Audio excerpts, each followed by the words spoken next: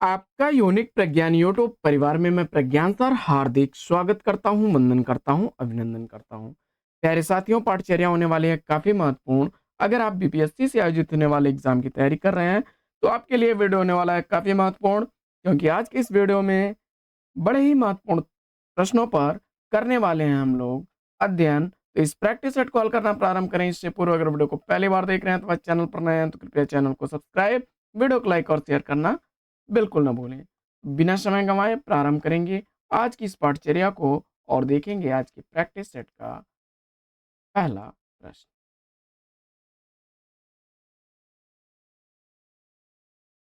आलसियों का कोड़ा, राजा भोज का सपना किसकी रचना है? इसका आपको जवाब बताना है।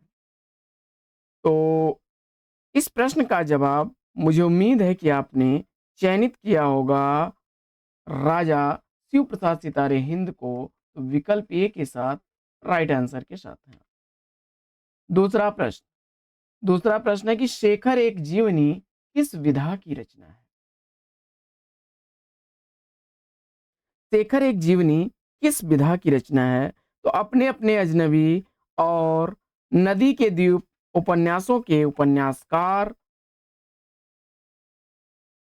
इसको सच्चिदानंद हीरानंद वात्सायन अज्ञे द्वारा लिखी गई यह रचना है साथियों। और क्या है यह? उपन्यास विधा की रचना है। विधा पूछा जा रहा है। शेखर एक जीवनी, जीवनी से कंफ्यूज मत होइएगा, उपन्यास है यह अज्ञे जी का। अज्ञे जी ने शेखर एक जीवनी, नदी के द्वीप, अपने अपने अजनबी उपन्यासों की रचना की है। बढ़ते हैं प्रश्न संख्या 3 की तरफ। तीसरा प्रश्न तीसरा प्रश्न एक कंठ विस्पाई काव्य नाटक के रचनाकार कौन है? 1963 ईस्वी का प्रकाशित यह नाटक किसके द्वारा लिखा गया है, जिसमें भगवान शंकर के आख्यानों को प्रस्तुत किया गया है?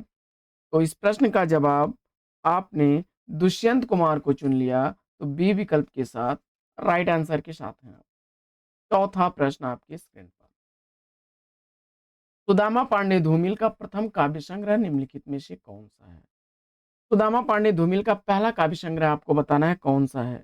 चौथे प्रश्न का सही उत्तर चयनित करिए। और इस प्रश्न का राइट आंसर आपने अगर चयनित कर लिया है किसको, सुदामा पांडे धूमिल द्वारा लिखा गया इसमें से पहला काव्य संग्रह 1972 ईस्वी का प्रकाशित संसद से सड़क तक को चुना आपने, तो बिल्कुल सही जवाब विकल्प ए। कल सुनना काव्य कृति के लिए इन्हें साहित्य अकादमी पुरस्कार से भी सम्मानित किया गया था।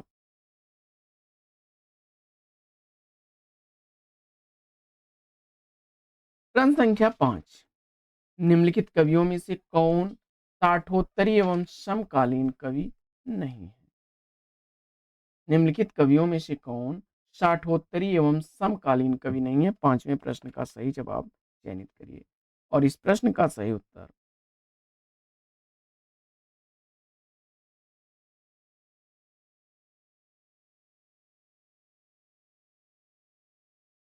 तो इसमें स्वच्छंदतावादी कवि कौन नहीं है?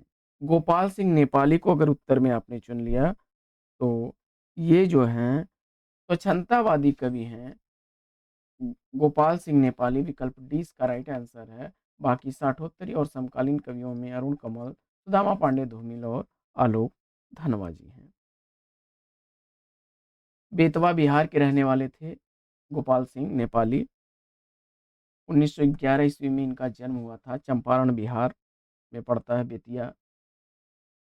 पृथ्वीराज रासो हिंदी साहित्य के किस काल में लिखा गया ग्रंथ है? आसान सा जवाब है। अगर इसका जवाब आपने आदिकाल चुना होगा तो राइट आंसर के साथ है विकल्प ए।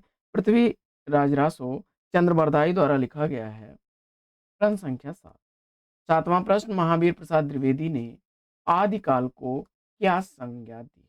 महावीर प्रसाद द्विवेदी जी के अनुसार आदिकाल को किस काल की संज्ञा दी गई है? प्रश्न संख्या 7 का सही जवाब वीर काल, विकल्प सी को चुना आपने, राइट आंसर है। आदिकाल को महावीर प्रसाद द्विवेदी जी ने वीर का क्षमा करें, आदिकाल को महावीर प्रसाद द्विवेदी जी ने बीज वपन काल नाम दिया है। डी विकल्प इस प्रश्न का राइट आंसर हो जाएगा, बीज वपन काल। विश्वनाथ प्रसाद मिश्र जी ने वीर काल की संज्ञा विश्वनाथ प्रसाद मिश्र जी ने विश्वनाथ प्रसाद मिश्र जी ने विश्वनाथ प्रसाद मिश्र जी ने वीर काल की संज्ञा दी थी। आचार्य हजारी प्रसाद द्विवेदी जी ने आचार्य हजारी प्रसाद द्विवेदी जी ने आदिकाल को आदिकाल कहा है। वहीं राम कुमार वर्मा ने डॉक्टर राम कुमार वर्मा जी ने राम कुमार वर्मा जी ने चारण काल कहा है। प्रश्न संख्या 8, आठवां प्रश्न काफी इंपॉर्टेंट प्रश्न कि अमीर खुसरो का वास्तविक नाम क्या था। अमीर खुसरो का वास्तविक नाम पूछा जा रहा है आपसे। तो 1253 ईस्वी में जो कासगंज वर्तमान जिला है, वहीं पर पटियाली नामक स्थान पर इनका जन्म हुआ था और अबुल हसन यमुनुद्दीन खुसरो इनका नाम था। जवाब में सी विकल्प को चुन करके आपने राइट आंसर दिया है।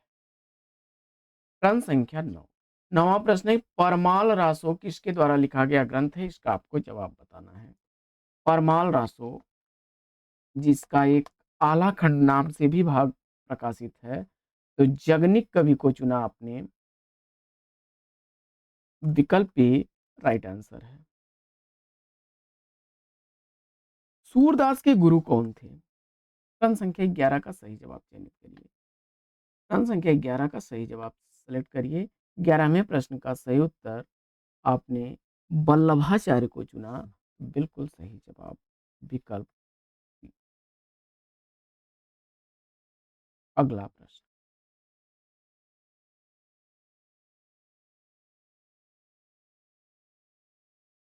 12वां प्रश्न है कि इनमें से कौन भक्तकालीन कवि नहीं है। 12वें प्रश्न का जवाब बताइए, इनमें से कौन भक्तकालीन कवि नहीं है। सूरदास, तुलसीदास, कबीरदास, ये तीनों लोग भक्ति काल के कवि हैं, जबकि रीति सिद्ध काव्यधारा के कवि रीति सिद्ध काव्यधारा के कवि हैं बिहारी, रीतकालीन कवि हैं। ये विकल्प इस प्रश्न का बिल्कुल सही जवाब। इनके द्वारा लिखा गया ग्रंथ बिहारी सतसई है और बिहारी सतसई एक ही कृति इनकी 713 दोहों की रचना है, जो हिंदी साहित्य में इनको अमर ख्याति अर्जित करने का कारण बनी। साथियों, 713 दोहे इन्होंने लिख करके इस प्रकार लिखे हैं कि इनके संदर्भ में एक कहावत भी है कि देखन में छोटन लगे घाव करें गंभीर। सत सैया के दोहरे ज्यों नाविक के तीर, देखन में छोटन लगे घाव करें गंभीर। और सबसे ज्यादा टीका भी इनकी इसी रचना पर लिखी गई हैं। अगला प्रश्न है कबीर की भक्ति का स्वरूप क्या है। कबीर की भक्ति का स्वरूप पूछा जा रहा है। तो कबीर की जो रचनाएं हैं उसको बीजक नाम से संग्रहित किया गया, जिनकी अगर भाषा की बात की जाए तो पंचमेल खिचड़ी भाषा या सदुक्कड़ी भाषा में जिन्होंने रचनाएं लिखी और निर्गुण काव्य परंपरा का प्रतिष्ठित कवि ने माना जाता है। विकल्प डी इसका राइट आंसर है, निर्गुण भक्ति इनकी थी। प्रश्न संख्या 14, पद्मावत महाकाव्य कौन सी भाषा में लिखा गया ग्रंथ है।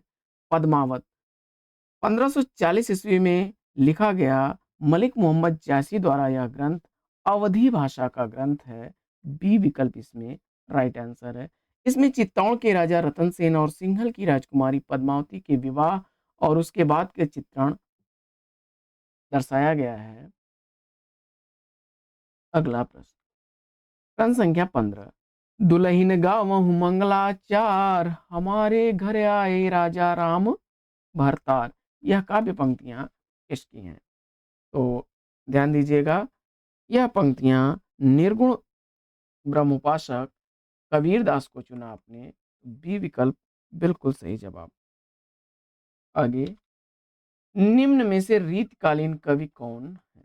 रीतकाल के कवि तो प्रसाद, पंत और निराला छायावाद के स्तंभों में गिने जाते हैं। महादेवी वर्मा छायावादी कवि हैं। बिहारी रीत सिद्ध काव्यधारा के कवि हैं। सी विकल्प राइट आंसर। अगला प्रश्न, प्रश्न संख्या 17। 17वां प्रश्न, वैदेही वनवास का रचनाकार पूछा जा रहा है। वैदेही वनवास, चोखे चौपदे, चुपते चौपदे, रस कलश प्रेम प्रपंच, कर्मवीर प्रेम पुष्पहार, पद्म प्रसून रसिक रस जैसी रचनाओं के रचनाकार अयोध्या सिंह उपाध्याय हरिऔध को चुनकर के आपने बिल्कुल सही जवाब दिया है विकल्प ए के साथ, राइट आंसर के साथ है आप। प्रश्न संख्या 18। 18वां प्रश्न, अति सूदो स्नेह कुमार गु हैं, जहां नेक सयानप बांक नहीं, तुम कौन दो पाठी पढ़े हो लला, मन ले हो पदे हूँ छटाक नहीं। यह पंक्तियां किसकी हैं? तो इन्हें आचार्य शुक्ल जी ने साक्षात रसमूर्ति भी कहा है। घनानंद उत्तर में आपने चुना तो डी विकल्प बिल्कुल सही जवाब। प्रश्न संख्या 19। उर्वशी किसकी रचना है? उर्वशी तो हुंकार उर्वशी रसवंती कुरुक्षेत्र रेणुका स्मृति, यह काव्य रचना रामधारी सिंह दिनकर की है। बी विकल्प राइट आंसर। आगे, होरी किस उपन्यास का पात्र है? मुंशी प्रेमचंद द्वारा लिखे गए उपन्यास।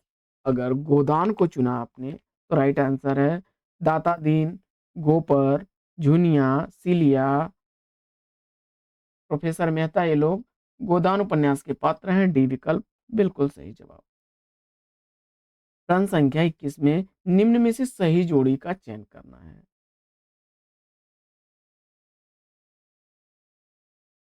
तो इसमें दिए गए विकल्पों में आपने सेलेक्ट कर लिया है सुमित्रा नंदन पंत द्वारा लिखी गई चिदम्बरा कृति को, तो बी विकल्प के साथ राइट आंसर है विकल्प डी। महादेवी वर्मा की रचना है यामा। आगे बढ़ते हैं और देखते हैं अगला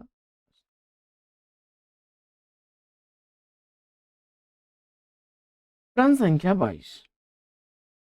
22वां प्रश्न है कि ठिकरे की मंगनी उपन्यास की लेखिका कौन है? ठिकरे की मंगनी किसके द्वारा लिखा गया उपन्यास है? तो शामली, जिंदा मुहावरे, सात नदियां एक समंदर जैसे उपन्यासों की उपन्यासकार नासिरा शर्मा को चुन करके इस प्रश्न का बिल्कुल सही उत्तर दिया है। बी विकल्प राइट आंसर है। प्रश्न संख्या 23। 23वां प्रश्न है कि रेहन पर रघु किस लेखक का उपन्यास है? रेहन पर रघु उपन्यास किसके द्वारा लिखा गया है? प्रश्न संख्या 23 का सही जवाब चयनित करिए और 23वें प्रश्न का राइट आंसर मुझे उम्मीद है कि आपने सेलेक्ट किया होगा किसको। 2011 ईस्वी में इस रचना के लिए साहित्य अकादमी पुरस्कार से भी सम्मानित किया गया था। साहित्य अकादमी पुरस्कार भी दिया गया है रेहन पर रघु के लिए किसको? महुआ चरित, उपसंहार, काशी काशी और अपना मोर्चा भी उपन्यास इन्हीं के द्वारा लिखा गया है।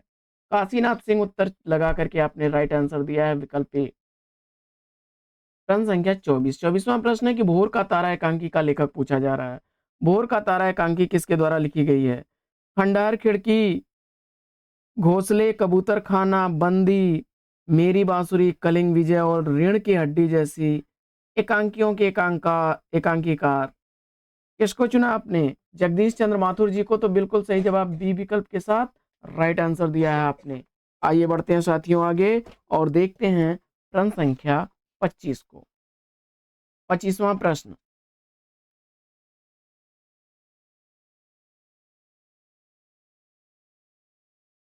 आचरण की सभ्यता निबंध के निबंधकार कौन है? आचरण की सभ्यता निबंध किसके द्वारा लिखा गया है?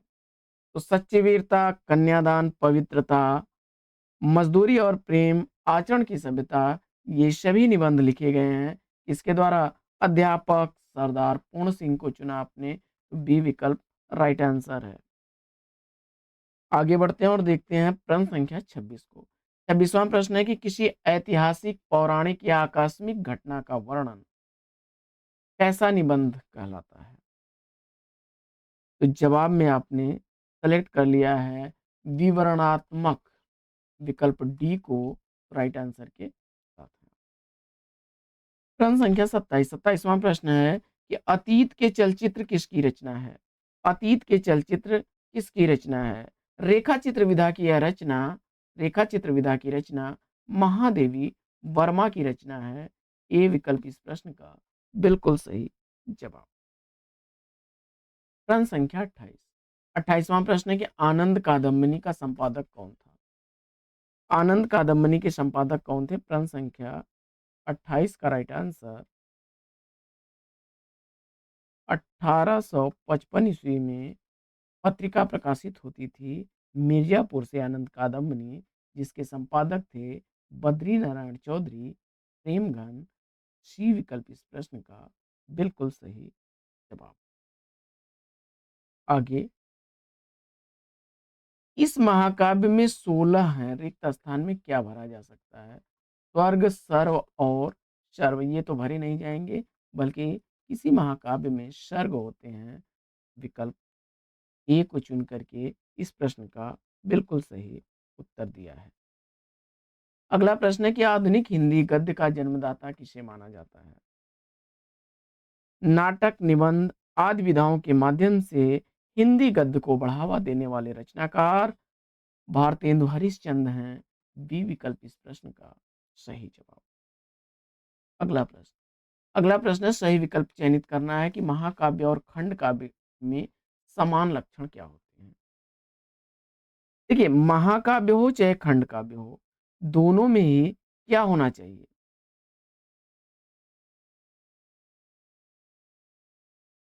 कथानक और उपस्थान, ये दो चीजें जो हैं महाकाव्य और खंड काव्य दोनों में होती हैं। उपस्थापन और कथानक।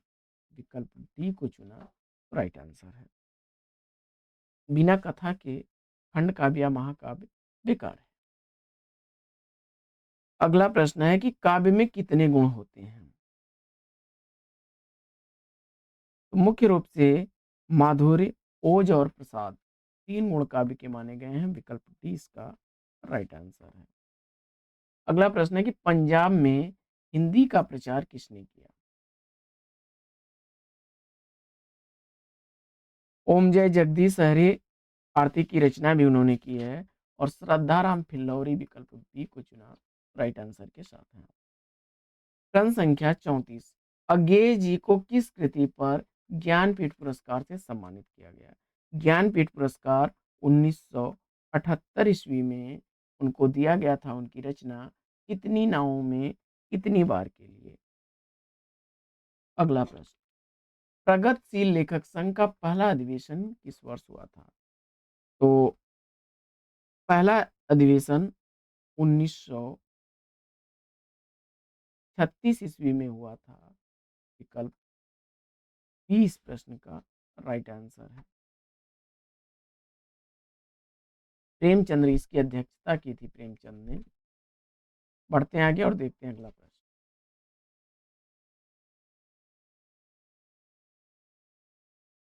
अगला प्रश्न है, अंचल किस साहित्यकार का उपनाम है? अंचल किस साहित्यकार का उपनाम है? प्रश्न संख्या 36 का सही जवाब। 1915 ईस्वी में फतेहपुर में जन्मे रामेश्वर शुक्ल जी का नाम अंचल उपनाम है। सी विकल्प राइट आंसर। 37वां प्रश्न है कि किस काव्य के लिए कहा गया है कि कथा ऐतिहासिक या लोक प्रसिद्ध होती है? 37वें प्रश्न का राइट आंसर आपने सेलेक्ट कर लिया है महाकाव्य। ए विकल्प को राइट आंसर हो सकता है आपका। अगला प्रश्न है कि लाल कवि की प्रसिद्ध रचना छत्र प्रकाश किस भाषा में लिखी गई है? पन्ना नरेश छत्रपाल के दरबारी कवि थे। लाल कवि लाल कवि का पूरा नाम गोरेलाल था। गोरेलाल इनका पूरा नाम था। और इनके द्वारा लिखा गया जो छत्र प्रकाश है, इसमें 26 अध्याय हैं। और यह बुंदेली भाषा में लिखी गई रचना है। सी विकल्प इस प्रश्न का राइट आंसर है। 26 अध्यायों में विभक्त यह रचना बुंदेली में लिखी गई है। अगला प्रश्न है कि प्रेम सागर किसकी रचना है? ब्रज भाषा में लिखी गई यह रचना किसकी है? लल्लू लाल की। सी विकल्प राइट आंसर है। अगला प्रश्न है कि फोर्ट विलियम कॉलेज की स्थापना का वर्ष पूछा जा रहा है। ध्यान दीजिएगा, यहाँ पर विक्रमी संवत दिया गया है, इसलिए यह ऑप्शन गलत है। और लॉर्ड वेलेजली और जॉन गिल क्राइस्ट की अध्यक्षता में 1800 ईस्वी में मार्केस ऑफ वेलेजली ने 10 जुलाई 1800 ईस्वी को फोर्ट विलियम कॉलेज की स्थापना की थी। तो बी विकल्प इसका सही जवाब। अगला प्रश्न, प्रश्न संख्या 41 है, महादेवी वर्मा को ज्ञानपीठ पुरस्कार किस कृति पर मिला? महादेवी वर्मा को किस रचना के लिए ज्ञानपीठ पुरस्कार से सम्मानित किया गया? 1982 ईस्वी में ज्ञानपीठ पुरस्कार उनकी रचना यामा के लिए उन्हें दिया गया। अगला प्रश्न है कि रामधारी सिंह दिनकर को उनकी किस कृति पर साहित्य अकादमी पुरस्कार से सम्मानित किया गया? रामधारी सिंह दिनकर को उनकी किस रचना के लिए साहित्य अकादमी पुरस्कार से सम्मानित किया गया? मुझे उम्मीद है कि आपने सेलेक्ट कर लिया होगा इसको। संस्कृति के 4 अध्याय 1959 ईस्वी में। विकल्प सी राइट आंसर हो जाएगा। अगला प्रश्न है, आंचलिक रचनाएं किससे संबंधित होती हैं? तो आंचलिक रचनाएं किसी क्षेत्र विशेष से संबंधित होती हैं। विकल्प 20 प्रश्न का राइट आंसर। अगला प्रश्न है कि बुंदेले हर बोलों के मुख हमने सुनी कहानी थी, खूब लड़ी मर्दानी वह तो झांसी वाली रानी थी। प्रस्तुत पंक्तियों का रचनाकार पूछा जा रहा है। तो यह झांसी की रानी लक्ष्मीबाई की वीरता का वर्णन करने वाली पंक्तियां सुभद्रा कुमारी चौहान की हैं। बी विकल्प इस प्रश्न का बिल्कुल सही जवाब। अगला प्रश्न, कौन सी प्राचीन भाषा नहीं है? दिए गए विकल्पों में अपभ्रंश, प्राकृत और संस्कृत प्राचीन है, जबकि आधुनिक भाषाओं में पंजाबी आती है। विकल्प 20 प्रश्न का राइट आंसर हो जाएगा। अगला प्रश्न है कि खड़ी बोली हिंदी का विकास किस भाषा से हुआ है? प्रश्न संख्या 46 का सही जवाब अपभ्रंश भाषा चुन करके राइट आंसर दिया है आपने। अगला प्रश्न है कि ध्रुपद गायन का संबंध किस भाषा से है? ध्रुपद गायन का संबंध अगर आपने सेलेक्ट किया होगा ब्रज भाषा को, तो बिल्कुल सही जवाब के साथ हैं आप। प्रश्न संख्या 48 में प्रश्न है कि निम्न में से कौन सी बोली उत्तर प्रदेश में नहीं बोली जाती है?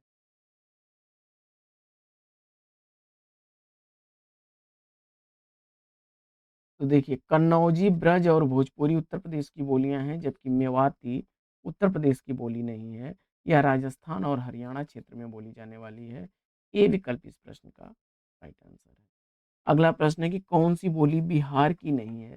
तो मैथिली, मगही, भोजपुरी, ये तीनों बोलियां बिहारी हिंदी के अंतर्गत आने वाली बोलियां हैं। तो जयपुरी को अगर आपने इस प्रश्न का जवाब चुना है, बिल्कुल सही जवाब। ढूढ़ाड़ी या जयपुरी राजस्थानी बोली का हिस्सा है। सी विकल्प इस प्रश्न का राइट है। अगला प्रश्न, अगला प्रश्न है कि देवनागरी लिपि की सबसे बड़ी विशेषता इसमें से क्या है? देवनागरी लिपि की सबसे बड़ी विशेषता पूछा जा रहा है। तो इसकी सबसे अच्छी बात यह है कि यह सर्वाधिक वैज्ञानिक लिपि है। एक ध्वनि के लिए एक ही संकेत है। विकल्प डी इस प्रश्न का बिल्कुल सही जवाब है।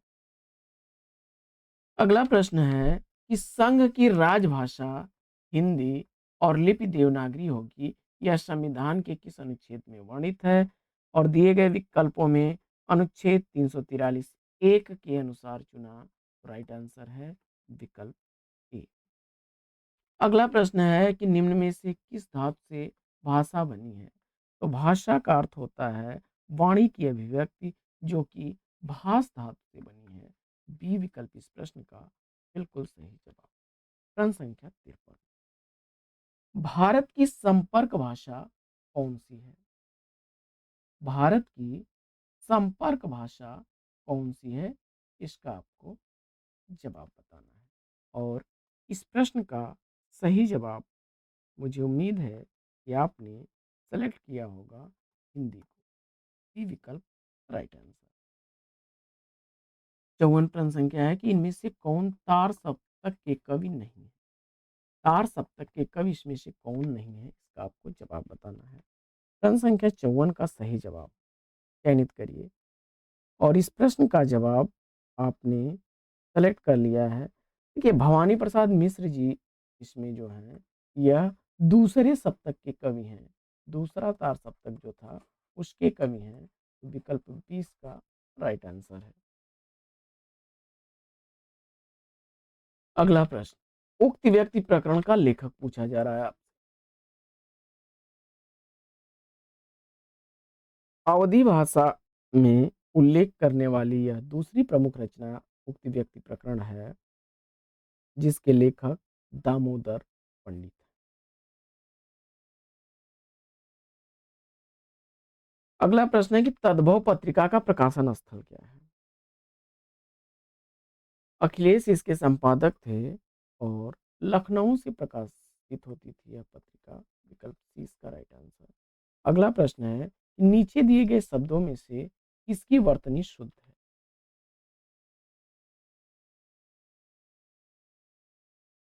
शुद्ध वर्तनी वाला शब्द इसमें से चयनित करना है। द्वारिका को चुना आपने, ए विकल्प राइट आंसर है। देखिए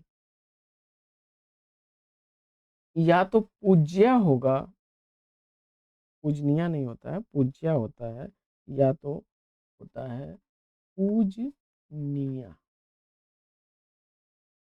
इसी तरह से अहिल्या नहीं बल्कि अहल्या,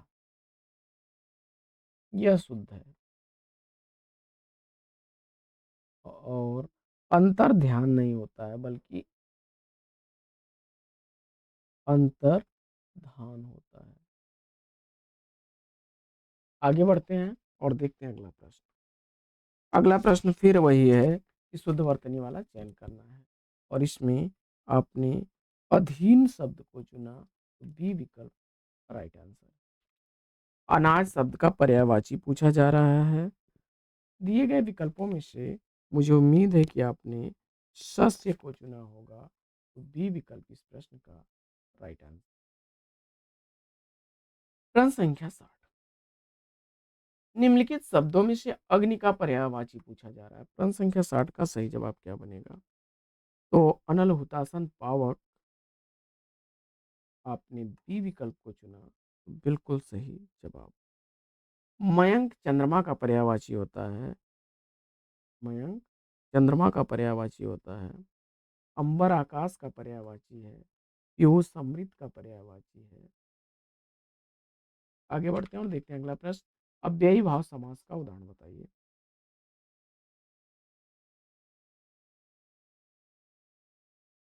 पल पल विकल्प ए को चुना, सही जवाब के साथ है। अगला प्रश्न है कि निम्नलिखित में से अव्यय कौन सा है।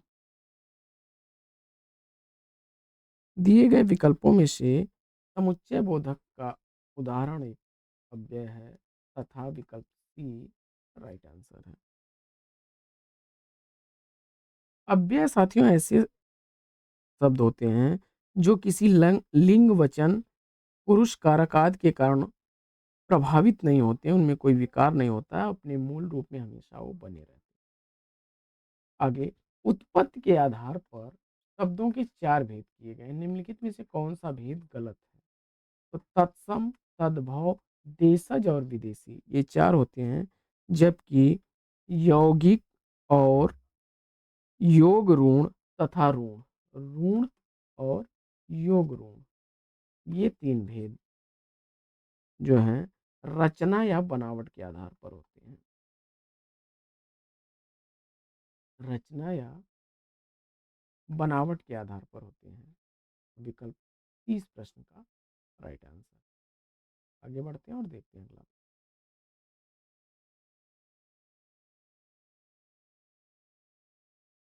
अगला प्रश्न है कि स्वरों के उच्चारण में लगने वाले समय को क्या कहते हैं।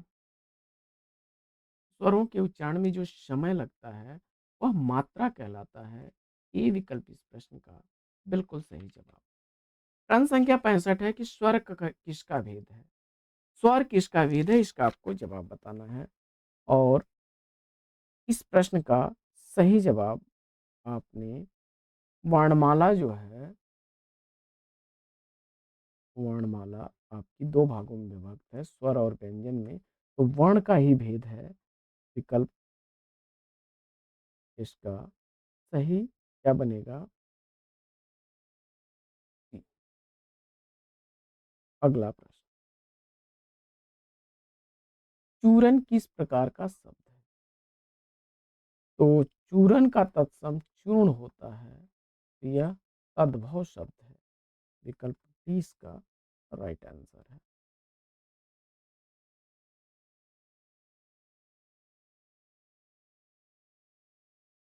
अगला प्रश्न,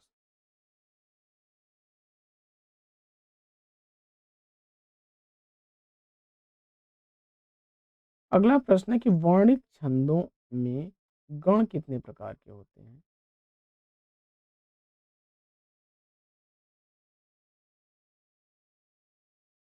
चूर्ण साथियों और तत्सम के तहत रखा जाता है। विकल्प डी इसका सही जवाब होगा। चूर्ण से चूना बनता है, और चूना चूर्ण के बीच की प्रक्रिया है, यह अर्ध तत्सम है।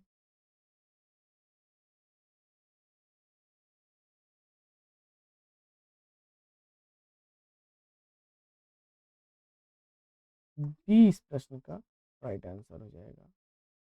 आगे बढ़ते हैं और अगला प्रश्न है कि वर्णिक छंदों में गण कितने प्रकार के होते हैं? तो गणों की संख्या तीन वर्णों को मिला करके बनती है। तीन वर्णों को मिला करके आठ एक गण बनता है, एक गण बनता है, और इस हिसाब से आठ गण होते हैं। इनको याद करने का एक सूत्र है, य माता राजभान सलगा। य माता राजभान सलगा। य से यगण, म से मगण, त से तगण, र से रगण, ज से जगण, भ से भगण, न से नगण और स से सगण। इस तरह से एक, दो, तीन, चार, पाँच, छ, सात और आठ भेद है। अगला प्रश्न है कि निम्न में से सममात्रिक छंद का उदाहरण पूछा जा रहा है। प्रश्न संख्या 68 का सही जवाब, चौपाई को चुना आपने, तो बिल्कुल सही जवाब विकल्प सी। अगला प्रश्न है कि दिए गए विकल्पों में से अनुप्रास अलंकार का उचित उदाहरण पहचानिए। अनुप्रास अलंकार का उचित उदाहरण पूछा जा रहा है। प्रश्न संख्या 69 का सही जवाब, कानन कठिन भयंकर भारी में, विकल्प बी को चुन लिया आपने, राइट आंसर है। अगला प्रश्न, चारु चंद की चंचल किरणें खेल रही थी जल थल में, इसमें अलंकार पूछा जा रहा है आपसे। यहाँ पर च वर्ण की आवृत्ति हो रही है, और अनुप्रास को चुन करके राइट आंसर दिया आपने। अगला प्रश्न है कि अथातो घुमक्कड़ जिज्ञासा किस विधा से संबंधित रचना है? राहुल सांकृत्यायन द्वारा लिखी गई 1949 ईस्वी की यह यात्रा साहित्य, यात्रा वृतांत रचना है। सी विकल्प इस प्रश्न का राइट आंसर। आगे बढ़ते हैं और देखते हैं अगला प्रश्न। प्रश्न संख्या 73, प्रश्न संख्या 72 है कि निम्नलिखित में से किस भाषा को संविधान की अष्टम सूची में सम्मिलित नहीं किया गया है? तो इसमें से छत्तीसगढ़ी, विकल्प डी को चुना, राइट आंसर है। 1992 ईस्वी में कोंकणी को जोड़ा गया था, मणिपुरी को जोड़ा गया था, और नेपाली को जोड़ा गया था। 2003 के संशोधन में बोडो, मैथिली, डोंगरी इनको रखा गया था। अगला प्रश्न है कि संशय आत्मा किस कवि की रचना है? संशय आत्मा कृति के लिए साहित्य अकादमी पुरस्कार भी 2006 ईस्वी में दिया गया था, और जवाब में आपने सेलेक्ट कर लिया है ज्ञानेंद्र पति को, राइट आंसर के साथ। अगला प्रश्न है कि निम्नलिखित में से कौन सा शब्द पुल्लिंग है, इसका आपको जवाब बताना है। प्रश्न संख्या 74 का सही जवाब बोझा शब्द विकल्प सी को चुना तो राइट आंसर है। कढ़ी, चील, सरसों स्त्रीलिंग शब्द है। अगला प्रश्न है कि निम्नलिखित विकल्पों में से एक वचन शब्द कौन सा है। प्रश्न संख्या 75 का सही जवाब नदी विकल्प बी को चुना तो राइट आंसर है आपका। आगे बढ़ते हैं और देखते हैं अगला प्रश्न। अगला प्रश्न है कि अनेकार्थक शब्द कृष्ण के लिए निम्न में से गलत विकल्प का चयन कीजिए। प्रश्न संख्या 76 का सही जवाब देखिए, कृष्ण का अर्थ काला भी होता है, श्याम भी होता है और मधुसूदन भी होता है, लेकिन कौनते यह कुंती के पुत्र अर्जुन के लिए प्रयुक्त होता है। अर्जुन के लिए तो विकल्प 20 प्रश्न का राइट आंसर हो जाएगा। अगला प्रश्न है कि भरत मुनि ने रस सूत्र का विवेचन अपने किस ग्रंथ में किया है। प्रश्न संख्या 77 का सही जवाब आपने सेलेक्ट कर लिया किसको, नाट्यशास्त्र बी विकल्प को तो राइट आंसर है। अगला प्रश्न है कि पराजय में उपसर्ग है। पराजय में उपसर्ग पूछा जा रहा है और पराजय में कौन सा उपसर्ग आपने चुना। पर उपसर्ग विकल्प सी को चुना, पराजय बिल्कुल सही जवाब।